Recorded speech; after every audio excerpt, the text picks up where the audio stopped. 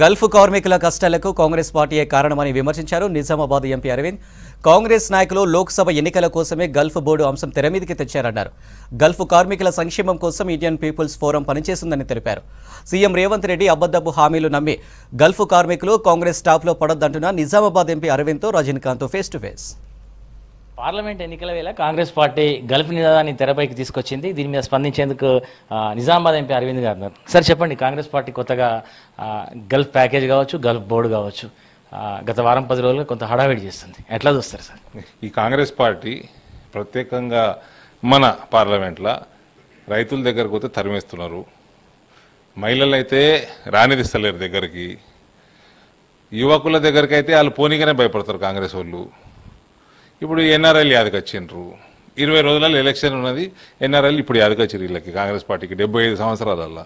Gulf వలసలు పెరిగినాయంటేనే కారణమే వీళ్ళు తెలుగుదేశం పార్టీ, మళ్ళా బీఆర్ఎస్ పార్టీ. మీ కాంగ్రెస్ పార్టీ వాడు ఎక్కడ తట్టుకుంటున్నాయా? ఎన్ఆర్ఐలలో నరాన నరేంద్ర మోడీ ఎక్కినోడు ఇట్లా కట్టుకొని తిరిగితే పచ్చల నడుకులో ఒక ఆయనని ఒక 5-6 ఏళ్ల కింద కొట్టిండ్రు, కొడితే కింద పడి మూతి పనులు ఊసిపోయినాయి. ఇవాళ కంకణాలు కట్టుకునే కాదు, బొట్టులు పెట్టుకుంటున్నారు, బాజాప్తా పోయి మందిరాలు, పెద్ద పెద్ద మందిరాలు కట్టించారు హిందువుల కోసం ఆడ. That is Narendra Modi for you.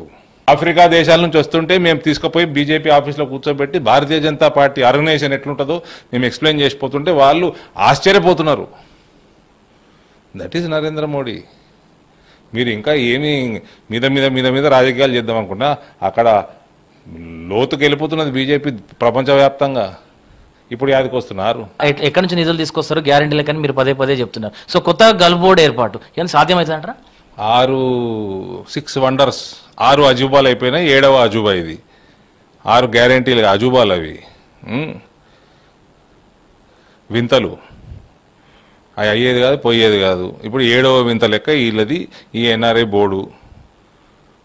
మీ ఎన్నికల అసలు ఈ దేశంలో ప్రభుత్వంలోకి వస్తారా? మీకు 30 సీట్లు దాటాయి దేశం మొత్తంలో లోక్సభ సీట్లు. నీకు ఎంతో అవకాశం రాష్ట్రంలో ఉండే, రాష్ట్రంలో ఉన్నప్పుడు ఏమైంది? గల్ఫ్ నిధి అన్నారు, నిధి సంక్షేమ నిధి అన్నారు. అప్పుడు ఎందుకు పెట్టలేదే బోర్డు? అప్పుడు ఎందుకు పెట్టలే? కేరళ తరహాలు ఎందుకు పెట్టలే? అప్పుడు యాదికి రాలే.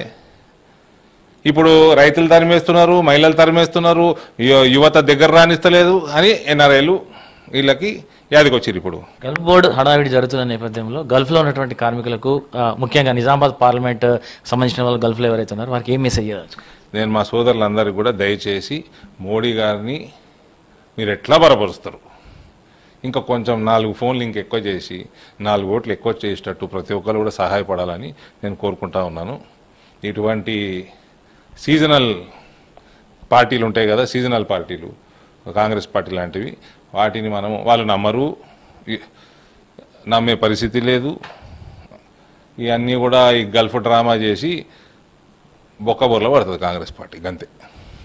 Thank you. మొత్తం మీద గల్ఫ్ పేరుతో కాంగ్రెస్ చేస్తున్నటువంటి ప్రచారాన్ని గల్ఫ్లో ఉన్నటువంటి ఎన్ఆర్ఐలు ఎవరు కూడా నమ్మేటువంటి పరిస్థితి లేనటువంటి విషయాన్ని అరవింద్ చెప్తున్నారు. మరోపక్క గల్ఫ్లో ఉన్న వారు ఎవరు కూడా కాంగ్రెస్ ట్రాప్లో పడదనేటువంటి విషయాన్ని కూడా అరవింద్ చెప్తున్నారు. కెమెరా పర్సన్ రాజేష్ తో రజనీకాంత్, V6 న్యూస్, నిజామాబాద్ జిల్లా.